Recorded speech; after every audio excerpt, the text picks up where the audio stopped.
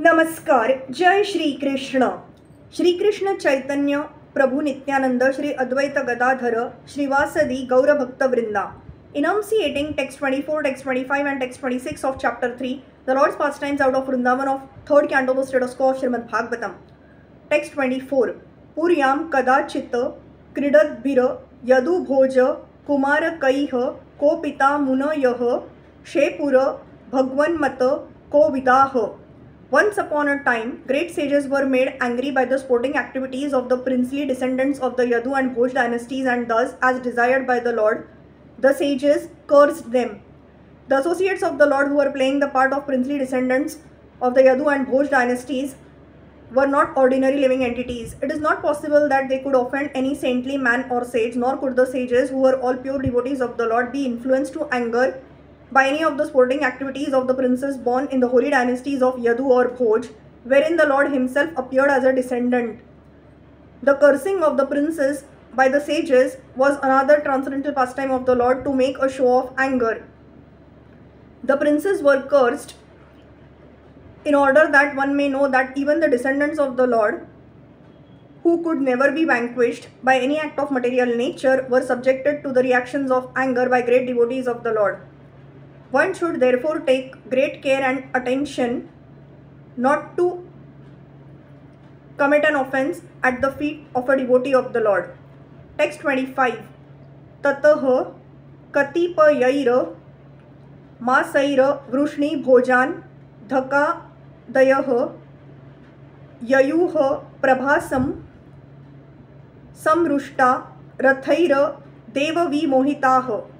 A few months passed, and then, bewildered by Krishna, all the descendants of Vrushni, Bhoj and Andhaka, who were incarnations of demigods, went to Prabhasa, while those who were eternal devotees of the Lord did not leave but remained in Dwarka. Text 26. Tatra snatva pitrun devan rushim sha chaiva tada ambhasa tarpai tvatha Biprebhyo Gavo Bahuguna Daduha. After arriving there, all of them took bath, and with the water of this place of pilgrimage they offered their respects to the forefathers, demigods and great sages, and thus satisfied them. They gave cows to the Brahmanas in royal charity.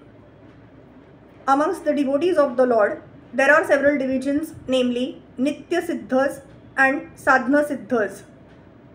The Nitya Siddha devotees never fall down to the region of the material atmosphere, even though they sometimes come onto the material plane to execute the mission of the Lord. The Sadhana Siddha devotees are chosen from the conditioned souls. Out of the Sadhana devotees, there are mixed and pure devotees.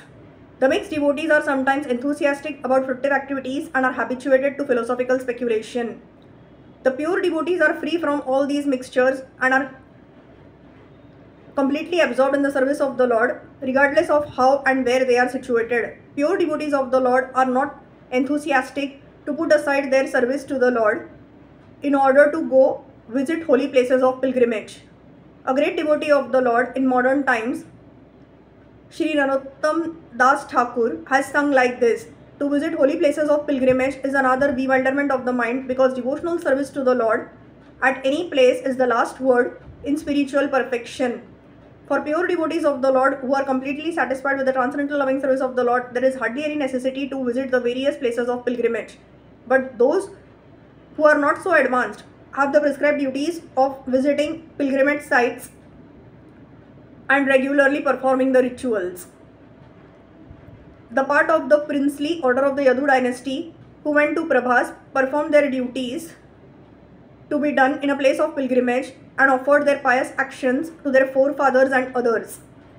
As a rule, every human being is indebted to God, the demigods, great sages, other living entities, people in general, forefathers, etc., for various contributions received from them.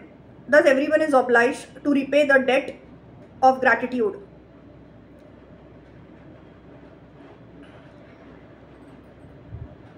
The Yadus who went to the Prabhas pilgrimage site